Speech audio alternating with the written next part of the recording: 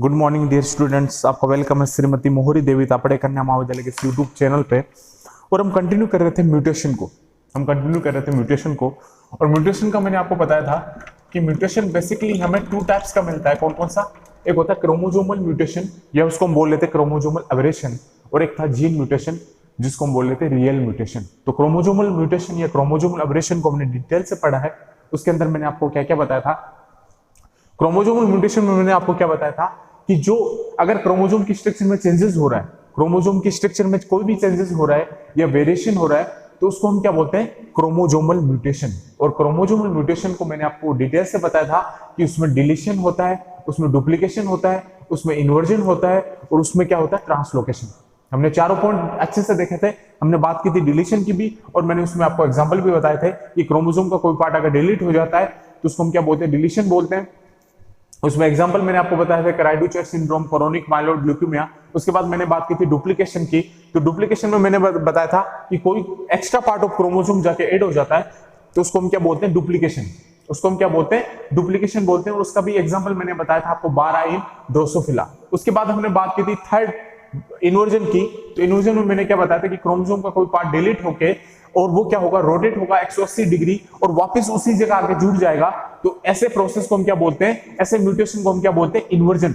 और वहां इन्वर्जन का मतलब क्या है? वहां पे क्या हो रहा है? Position effect. भाई क्रोमोसोम है, वो टूटा, 180 डिग्री घूमा, वापस आके वहीं लगा, तो वो अपनी पोजीशन को क्या कर देगा? चेंज कर देगा। तो उसको हम क्या बोलते हैं? पोजीशन इफेक्ट भी बोलते हैं। इन्वर्जन में हमें क्या देखने को मिलता है? Position effect. तो क्रोमोसोम का कोई पार्ट टूटा, 180 डिग्री घुमा, वापस आके जुड़ा, तो उस प्रोसेस को हम बोलते हैं इन्वर्जन।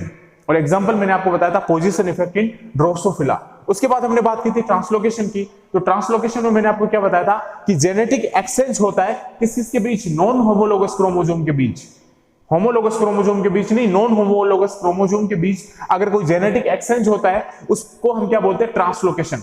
अगर जेनेटिक एक्सचेंज होता है बिटवीन होमोलोगस क्रोमोसोम के बीच तो उसको हम क्या बोलते हैं? Crossing over. ये चीज ध्यान रखना, क्रॉसिंग ओवर और ट्रांसलोकेशन को। क्रॉसिंग ओवर आप पढ़ेंगे सेल डिवीजन में, जब आप पैकार्टिन स्टेज पढ़ेंगे। पैकार्टिन स्टेज में क्या होता है? क्रॉसिंग ओवर होता है। तो क्रॉसिंग ओवर में क्या होता है कि जेनेटिक एक्सचेंज होता है बिटवीन होमोलोगस क्रोमोसोम के बीच, तो उसको हम क्या बोलते हैं?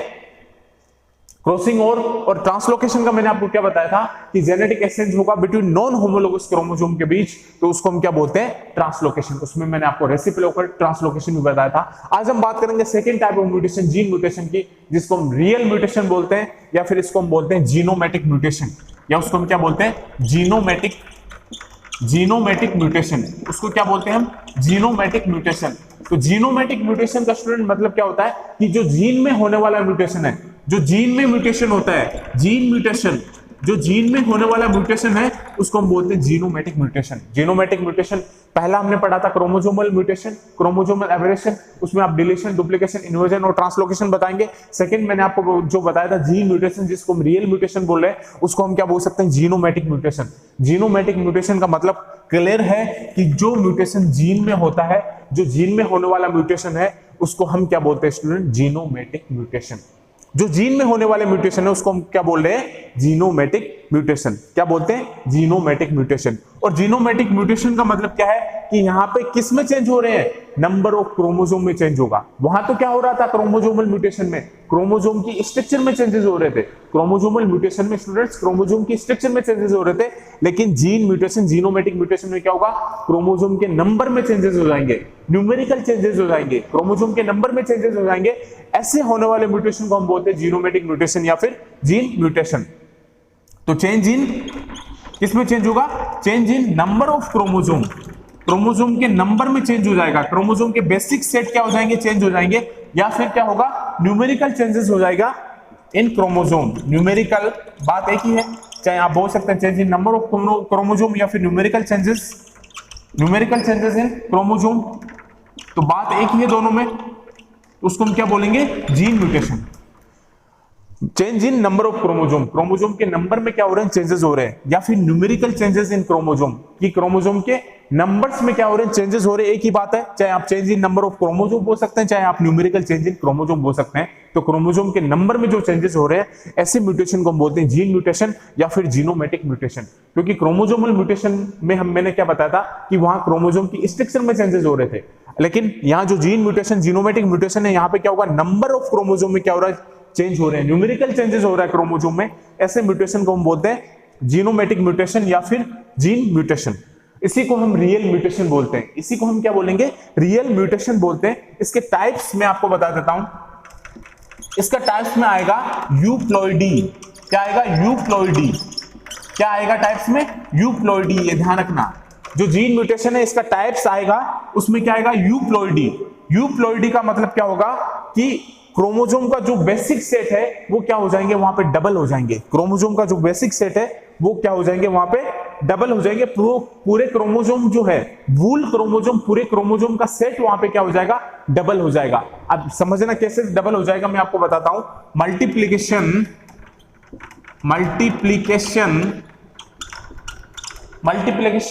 Of entire basic sets, multiplication of entire basic set of chromosome, entire basic set of chromosome is called euploidy। भाई जीनोमेटिक जीन म्यूटेशन का टाइप्स हम देख रहे हैं, यूप्लॉइडी। ध्यान रखना, यहां से कॉम्पिटिटिव एग्जाम में क्वेश्चन पूछा जाता है, म्यूटेशन से क्वेश्चन 4 या 5 क्वेश्चन पूछे जाते हैं हर कॉम्पिटिटिव एग्जाम में, तो ध्यान रखना आप थोड़ा इसका। क्रोमोसोमल म्यूटेशन से भी पूछा जाएगा, जो मैंने आपको बताया। अब यूप्लॉइडी का मतलब क्या होता है, थोड़ा ध्यान से समझना। यूप्लॉइडी का मतलब ये होता है कि multiplication of entire basic set of chromosome, means जो क्रोमोसोम के बेसिक सेट है, अंदर जो बेसिक सेट है वो क्या हो जाएंगे, डबल हो जाएंगे। मल्टीप्लिकेशन का मतलब क्या है, डबल हो जाएंगे, 1 से 2 हो जाएंगे। Multiplication of entire basic set of chromosome, जो क्रोमोसोम का बेसिक सेट है वो क्या हो जाएंगे, वहां पे मल्टीप्लाई हो जाएगा, मींस वो डबल हो जाएगा। वो पूरे क्रोमोसोम का सेट क्या हो जाएगा, डबल हो जाएगा। अब मान लो 46 क्रोमोसोम होते हैं, कितने क्रोमोसोम होते हैं, 46 क्रोमोसोम होते हैं। तो हमारे पास 23 के क्या होते हैं, 2 बेसिक सेट होते हैं। थोड़ा ध्यान से समझना, यूप्लॉइडी का मतलब मैं बता रहा हूं। हमारे अंदर क्या होते हैं, 46 क्रोमोसोम होते हैं, ये आपको पता है। 46 क्रोमोसोम होते हैं, तो 23 के क्या होते हैं, 2 सेट होते हैं। 23 का एक सेट होता है और 23 का क्या होता है, एक सेट होता है, मींस 2 सेट होते हैं 23 के। तब हमारे पास क्या होते हैं, 46 क्रोमोसोम होते हैं। लेकिन क्या होगा, वो 23 के और सेट और आ जाएंगे, 23 क्रोमोसोम के और सेट आ जाएंगे, तो उनका क्या हो जाएगा, मल्टीप्लिकेशन हो जाएगा। मींस भाई हमारे नॉर्मल, हमारी कंडीशन में क्या 46 क्रोमोसोम है, तो 23 के 2 बेसिक सेट हमारे पास है। 46 क्रोमोसोम हमारे पास, 46 क्रोमोसोम ही है, तो 23 के 2 हमारे पास बेसिक सेट है। लेकिन 23 के 2 बेसिक सेट तो हमारे पास नॉर्मल कंडीशन में, लेकिन अगर यूप्लॉइडी कंडीशन होगी तो मल्टीप्लिकेशन होगा किसका, entire basic set of chromosome का। तो यहाँ पे 23 के और सेट आ जाएंगे, तो उसको हम क्या बोलेंगे, यूप्लॉइडी। भाई नॉर्मल कंडीशन में 46 क्रोमोसोम है, तो हमारे पास 2 इंटायर बेसिक सेट है 23 क्रोमोसोम के। लेकिन अगर यूप्लॉइडी कंडीशन आएगी तो वहां पे क्या होगा, मल्टीप्लिकेशन होगा, और 23 के क्या हो जाएंगे, सेट्स क्या हो जाएंगे, इंक्रीज हो जाएंगे। तो क्या हो जाएंगे, वो मल्टीप्लिकेशन हो जाएगा, मींस डबल हो जाएंगे entire basic set of chromosome. तो उसको, उस कंडीशन को हम क्या बोलते हैं, यूप्लॉइडी। ये आपको समझ में आएगा, यूप्लॉइडी समझ में आया होगा। क्या, किसको बोलते हैं कि क्रोमोसोम के बेसिक सेट क्या हो गए, डबल हो गए। Multiplication of entire basic set of chromosome क्या हो गया, डबल हो गया, तो उसको हम क्या बोलते हैं, यूप्लॉइडी। भाई नॉर्मल कंडीशन में 46 क्रोमोसोम हमारे पास है, तो 2 सेट होता है हमारे पास 23 क्रोमोसोम के, लेकिन और आ जाते हैं 23 क्रोमोसोम के सेट्स, तो उसको हम क्या बोलते हैं, उस कंडीशन को हम बोलेंगे euploidy. Means entire basic set क्या हो रहा है, डबल हो रहा है क्रोमोसोम का, तो उस कंडीशन को हम क्या बोलेंगे स्टूडेंट्स, यूप्लॉइडी। आई होप कि आपको समझ में आया होगा कि यूप्लॉइडी कंडीशन किसको बोलेंगे हम। तो यूप्लॉइडी किसको बोलेंगे कि multiplication of entire basic set of chromosome को हम क्या बोलते हैं, यूप्लॉइडी। मींस क्या होगा, क्रोमोसोम का सेट क्या हो जाएगा, वहां पे डबल हो जाएगा। अब ये यूप्लॉइडी के टाइप्स 3 और होते हैं। यूप्लॉइडी को हम फर्दर टाइप्स में क्या करते हैं, डिवाइड करते हैं। तो सबसे पहला आता है मोनोप्लॉइडी, फर्स्ट आता है मोनोप्लॉइडी, सेकंड आता है डिप्लॉइडी, सेकंड आएगा डिप्लॉइडी, थर्ड आएगा पॉलीप्लॉइडी। तो ये 3 टाइप के यूप्लॉइडी होते हैं। ये थोड़ा आपको ध्यान में रखना पड़ेगा कि कौन मोनोप्लॉइडी होता है, मोनोप्लॉइडी होता है, डिप्लॉइडी होता है और पॉलीप्लॉइडी होता है। तो ये यूप्लोइडी जो है भाई, जीनोमेटिक म्यूटेशन पढ़ने, जीन म्यूटेशन, इसमें आता है यूप्लोइडी। यूप्लोइडी को हमने फर्दर 3 टाइप्स में क्या कर दिया, डिवाइड कर दिया, मोनोप्लोइडी, डिप्लोइडी और पॉलीप्लोइडी। मोनोप्लोइडी, डिप्लोइडी और पॉलीप्लोइडी। तो यूप्लोइडी 3 टाइप्स का हो गया, मोनोप्लोइडी, डिप्लोइडी और पॉलीप्लोइडी। क्या हो गया, पॉलीप्लोइडी। अब सबसे पहले हम लेते हैं मोनोप्लोइडी। तो मोनोप्लोइडी का मतलब क्या होता है, मोनोप्लोइडी ले रहा हूं मैं। मोनोप्लोइडी का मतलब स्टूडेंट यहां पे क्या होगा कि मोनोप्लोइडी का मतलब होगा presence of single basic set of chromosome, presence of single basic set of chromosome, presence of single basic set of chromosome. ये मैं आपको समझाऊंगा थोड़ा। Single basic set of chromosome represented by one x, represented by one x. ये आपने note किया होगा, तो मैं इसको थोड़ा सा, यूप्लोइडी के हमने टाइप्स देख लिए। यूप्लोइडी का टाइप क्या क्या है, मोनोप्लोइडी, डिप्लोइडी और पॉलीप्लोइडी। मोनोप्लोइडी, डिप्लोइडी और पॉलीप्लोइडी। तो सबसे पहले हम ले रहे हैं मोनोप्लोइडी। तो मोनोप्लोइडी में मैंने आपको क्या बताया डेफिनेशन, कि presence of single basic set of chromosome represented by one x. ये मैं आपको भी बताने वाला हूं। मोनोप्लोइडी में हम एक कंडीशन और लेंगे, हैप्लॉइड। मोनोप्लोइडी में हम एक कंडीशन लेंगे, हैप्लॉइड। मैं मोनोप्लोइडी की ही बात कर रहा हूं। सबसे पहले हमने लिया मोनोप्लोइडी। मोनोप्लोइडी में मैं कंडीशन लूंगा एक हैप्लॉइड। तो हैप्लॉइड में क्या होगा, half number of chromosome, half number of chromosome of total chromosome content, of total chromosome content. अब इसका क्या मतलब है, ये थोड़ा ध्यान से समझना। यूप्लोइडी हम स्टार्ट किए है। यूप्लोइडी में सबसे पहला मैंने कंडीशन लिया मोनोप्लोइडी। तो मोनोप्लोइडी क्या कहना चाहता है कि presence of single basic set of chromosome means monoploidy का मतलब क्या है। यूप्लोइडी का मैंने क्या बताया था कि जो entire basic set of chromosome वो क्या हो रहा है, मल्टीप्लिकेशन हो रहा है, मींस डबल हो रहा है। अब मोनोप्लोइडी का मतलब यहाँ पे क्या है कि presence of single basic set of chromosome means अगर single basic set of chromosome present है और वो भी किससे रिप्रेजेंटेड होगा, वन अक्ष से, वो भी किससे रिप्रेजेंटेड होगा, वन अक्ष से, उस कंडीशन को हम बोलते हैं मोनोप्लोइडी। और हैप्लॉइडी क्या है, half number of chromosome of total chromosomal content. जो जितने टोटल नंबर ऑफ क्रोमोसोम है उसका हाफ नंबर ऑफ क्रोमोसोम होगा, उसको हम क्या बोलते हैं, हैप्लॉइड। उसको हम क्या बोलेंगे, हैप्लॉइड। तो मोनोप्लोइड का मतलब क्या है, यूप्लोइडी हमने देखी थी कंडीशन की, वहां पे मल्टीप्लिकेशन हो रहा था बेसिक सेट ऑफ क्रोमोसोम का, मींस वो डबल हो रहे थे बेसिक सेट ऑफ क्रोमोसोम। तो मोनोप्लोइडी कंडीशन क्या होती है कि presence of single basic set of chromosome, वहां पे सिंगल बेसिक सेट रहेगा क्रोमोसोम का और वो रिप्रेजेंटेड होगा किसके थ्रू, वन एक्स के थ्रू क्या रहेगा, वो रिप्रेजेंटेड होगा। तो single basic set of chromosome होगा, उसको हम बोलते हैं मोनोप्लोइडी। और हैप्लॉइड क्या होगा, half number of chromosome, total जो क्रोमोसोम कंटेंट है उसका हाफ नंबर ऑफ क्रोमोसोम होगा, उसको हम बोलते हैं haploid. Half number of chromosome of total chromosome content.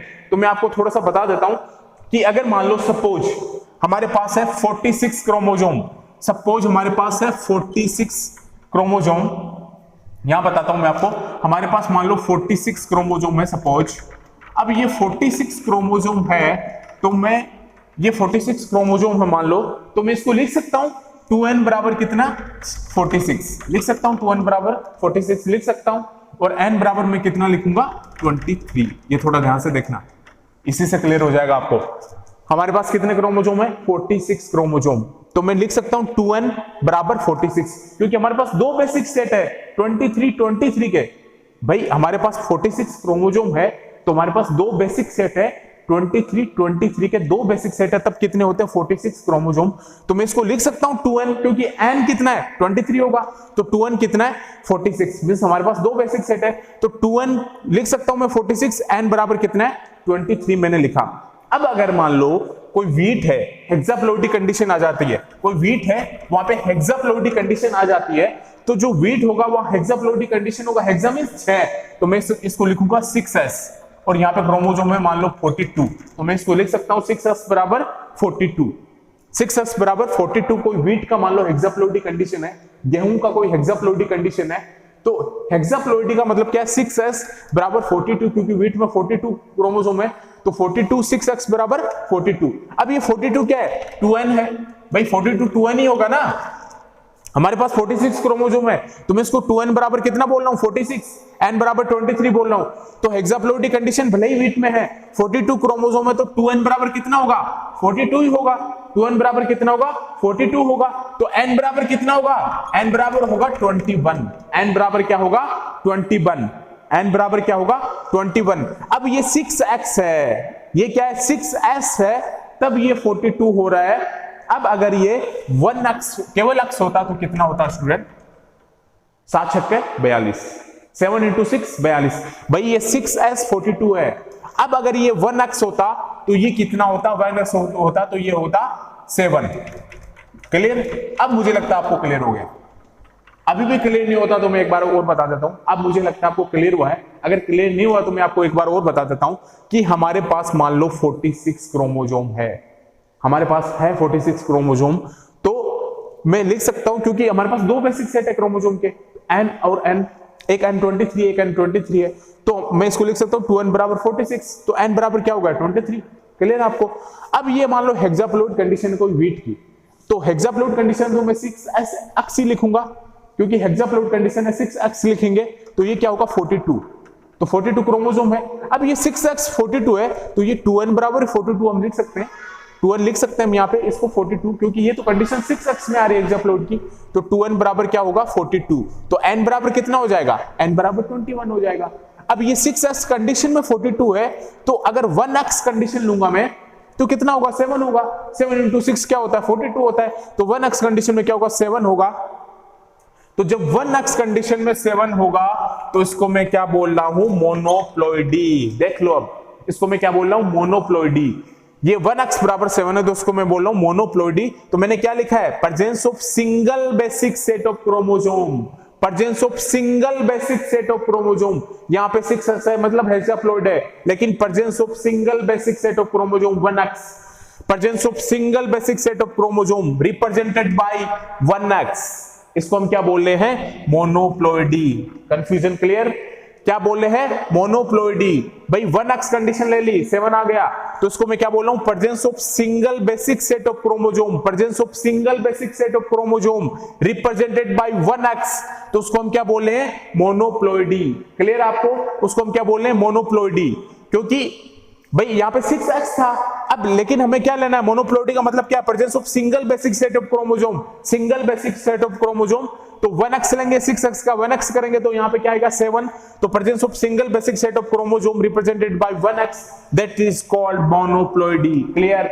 मोनोप्लॉइडी clear. Confusion clear. अब हेप्लॉइडी की बात करते हैं। तो हेप्लॉइडी में मैंने आपको क्या बताया, अब n बराबर क्या है 21, n बराबर क्या है 23, तो ये कंडीशन क्या रहेगी, ये कंडीशन रहेगी हैप्लॉइड।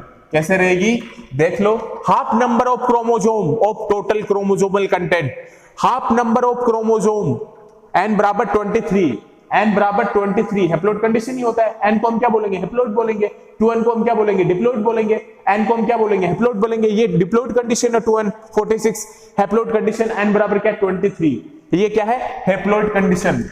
23 क्या है हैप्लॉइड कंडीशन, n बराबर 21 ये पे क्या है हैप्लॉइड कंडीशन है। तो हैप्लॉइड कंडीशन है तो इसको मैंने क्या बोला है हाफ नंबर ऑफ क्रोमोसोम, बिल्कुल हाफ नंबर ऑफ क्रोमोसोम है, क्योंकि पूरा क्रोमोसोम तो कितना 46 क्रोमोसोम है, 42 क्रोमोसोम है, और हाफ नंबर ऑफ क्रोमोसोम यहाँ पे क्या होगा 21 होगा, यहाँ पे कितना होगा 23 होगा। तो half number of chromosome of total chromosomal content. Clear. Half number of chromosome of total chromosomal content means total number of chromosome कितने हैं उसका हाफ नंबर को ही हम क्या बोलेंगे haploid. Total number of chromosome के हाफ नंबर ऑफ क्रोमोसोम को ही हम क्या बोलेंगे हैप्लॉइड। तो टोटल नंबर ऑफ क्रोमोसोम यहाँ पे 46 है, तो 46 है तो हाफ कितना होगा 23, तो उसको हम क्या बोल रहे हैं हैप्लॉइड। हाफ यहाँ पे 42 है, हाफ कितना होगा 21, तो उसको हम क्या बोल रहे हैं हैप्लॉइड। तो क्लियर, कोई कंफ्यूजन नहीं, ना मोनोप्लॉइडी में कंफ्यूजन है ना हैप्लॉइड में कंफ्यूजन है। मोनोप्लॉइडी का मतलब क्या है कि presence of single basic set of chromosome जो रिप्रेजेंटेड होता है बाय 1x के थ्रू, उसको हम क्या बोलते हैं मोनोप्लॉइडी। और हैप्लॉइडी क्या बोलेंगे half number of chromosome of total chromosomal content, उसको हम क्या बोलेंगे हैप्लॉइड कंडीशन। तो यूप्लॉइडी सबसे पहले हमने लिया जीनोमेटिक म्यूटेशन। जीनोमेटिक म्यूटेशन का मतलब क्या है कि क्रोमोसोम की जो नंबर में चेंजेस हो रहे हैं, changes in chromosome of number, उसको हम क्या बोलते हैं जीनोमेटिक म्यूटेशन। या फिर उसको हम बोलते हैं जीन म्यूटेशन, मींस क्रोमोसोम के नंबर में जो चेंजेस हो रहे हैं उससे।